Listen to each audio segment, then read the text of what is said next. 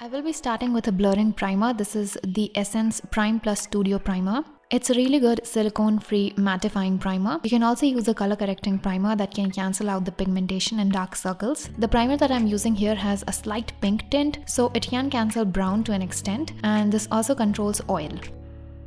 Next up, I will be giving my face a nice spritz of setting spray. After this, I'm going to contour my face a little. I will be using the contouring shade from the Insights palette, and I'm contouring my cheekbones, forehead and jawline. First, I will be placing the product under my cheekbones and jawline, and then I will be blending it in. I like to blend in the product with my brush, then fingers, and sometimes I also use a makeup sponge. The reason why I need to blend the contour seamlessly is because you don't have any concealer or foundation on, so the contour can be very evident or it can look harsh. When you have foundation and concealer, you have a base to blend the products, but if you're doing a look like this, either start with the least amount of product or blend everything seamlessly. For a little bit of coverage, I'm using a matte compact. For this, I will be using the KIRO Botanico Timeless Matte Compact in 05 Honey Tan. This is the best compact you can have to use in a scenario like this, especially if you have medium olive skin tone. This shade is going to match you perfectly. This also has the perfect undertone. You can use this compact without any makeup. It's 100% naturally derived compact. It gives an airbrushed finish, controls sweat and oil, and it's skincare infused, so you can wear it every day. Next is powder blush. Blush is a must-have during summers as it adds some color to your cheeks. I will be using the KIRO Glow On Blush Duo. This has two shades. You can use them separately or mix them together. I like mixing them. This blush is super blendable, and the best part is that you can control the pigmentation. It's not too pigmented, so you can build it up according to your liking. This is a really beautiful blush to wear without any makeup. The colors look very natural. This too is skincare infused, so you can wear it every day.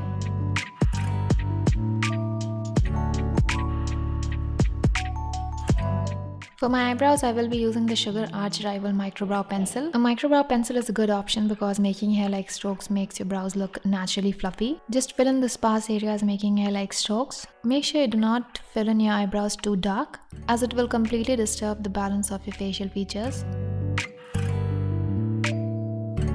For brow gel, I'm using the Huda Beauty Bomb Brows Eyebrow Gel. This is in the shade Black Brown, and this is my current favorite brow gel. It makes my brows look full. It gives volume to my eyebrows. It has got a super slim spoolie, so you can target sparse areas. And the best thing is that your brows don't feel super stiff after using this gel.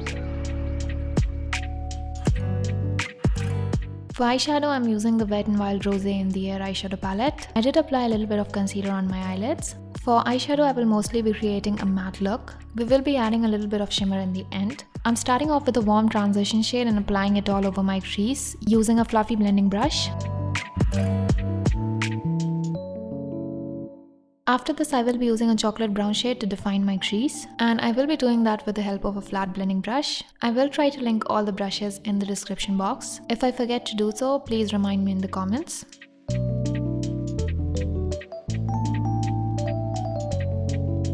I'm applying the same deep brown shade on my lower lash line.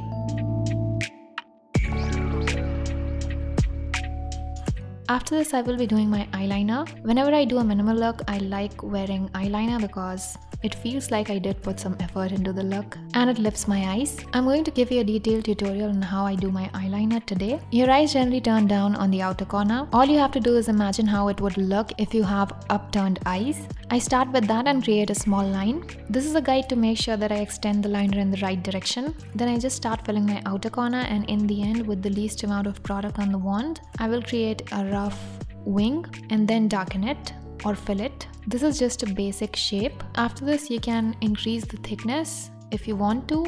I like stopping at this point for a look like this. After this, I'm taking the light matte shade from the eyeshadow palette and placing it on the inner third of my lid. And ultimately, I will use a topper to give it a little bit of shine.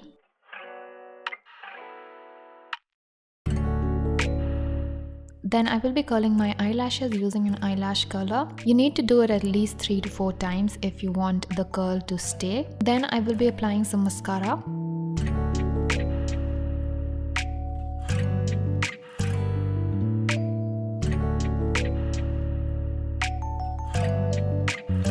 For giving a little glow to my face, I will be using the setting spray again. This gives a very soft glow to my skin. For lining my lips, I will be using the K-Beauty lip liner in Fame. For lipstick, I'm using the KIRO Lush Moist Matte Lipstick in Ginger Tea. It's a beautiful warm brown nude shade. It has got one swipe pigmentation, it's non-drying and long-lasting.